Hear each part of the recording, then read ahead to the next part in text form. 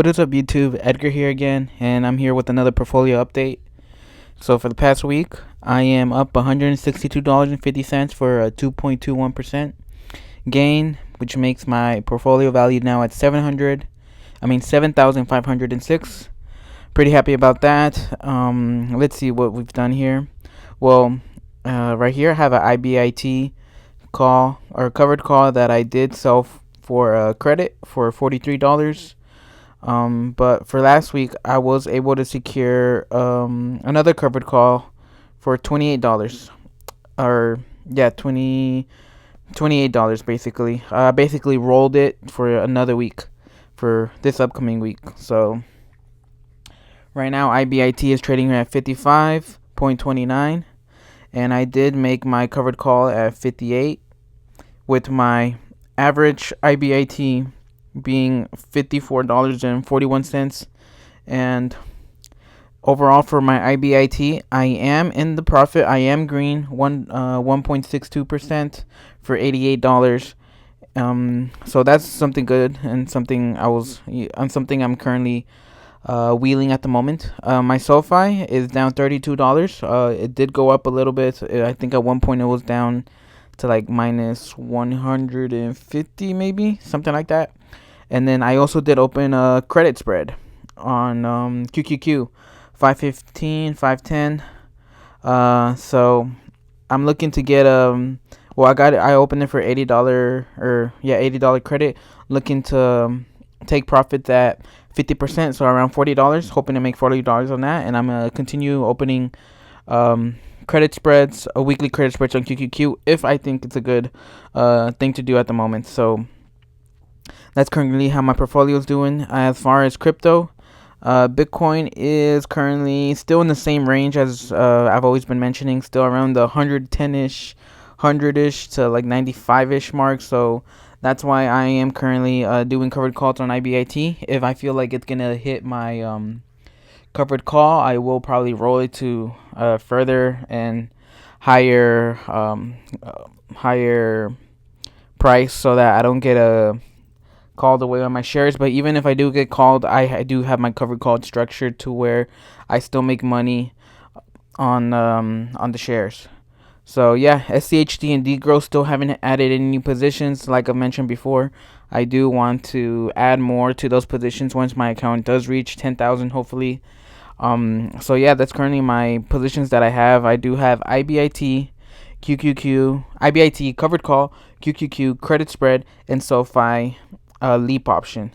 So right now, my goal, you could say, is I do want to hopefully see the SoFi call option go into green in the near time future, and then maybe do like a do another buy this call again, or buy another call on this once it keeps dipping, because SoFi isn't really currently doing much. It's just pretty range bound. That's why I keep going in the negative and positive, negative and positive when it comes to SoFi. Let's see, for the past month, it's been ranging about $18 and I think 15. Yeah, it's been 15 to 18, 15 to 18. If only I could have just sold throughout, bought, sold, bought, sold. That would have been a good option, but that's currently how SoFi's doing. Yeah, even when it comes to longer term, it is currently just around 15-ish, 18-ish. So nothing crazy with SoFi yet, even though earnings were pretty. Even though earnings did beat expectations like about a week ago at this point. So that's currently how my portfolio is up to. Let's see, when it comes to the. Let's see at the SPY, how has SPY performed. Let's see, for the past month, or let's see, year to date, SPY has performed 3.46. So the market's up 3.46%, and for year to date, my portfolio, I'm up 56%, which again isn't nothing thrilling to consider, considering the fact that most of my position when I opened this portfolio, or most of my positions was just in the Palantir Leap that I did have, but I was able to secure profits. But for the past week, I did do 2.21%. And that meant, compared to SPY, I believe I did beat the SPY when it comes to that past week. Yeah, I did beat the SPY by 1%. So there is that. And let's see, as far as Palantir is still going up, surprisingly. I was hoping for a small pullback, hoping that I could buy a leap option on that. But currently Palantir does seem to continue going up. So even if I did, if I would have hold my leap option, I would have continued making gains on that. But it is what it is, and I'm okay. I can't get mad over uh losing some profits on a big profit that I just recently had. So either way, I am still looking to see if I can go back into Palantir with the leap option. Hopefully, again, I am still aiming for the 105-ish, $100 leap. Hoping for a pullback. I mean, to the $100 mark, and seeing if I could buy a leap option at that price point. So yeah, my portfolio is doing well.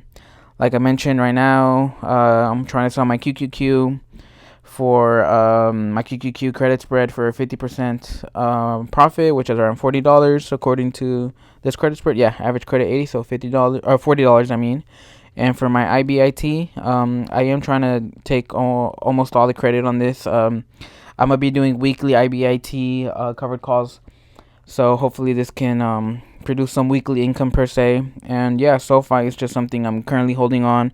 Do have a longer time horizon for this, especially since I did buy it for the expiration of 6/18/2026. So right now, like I mentioned before, although time does work negatively against me by holding this leap or any option really, so far time is not that big of an impact since data is currently pretty relatively low.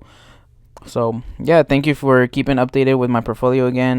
Make sure to subscribe so you can see how I do next week, or whether or not I get called on my IBIT, or if my QQQ goes in the negative or anything like that. So yeah, subscribe, and thank y'all, and have a good week, everyone.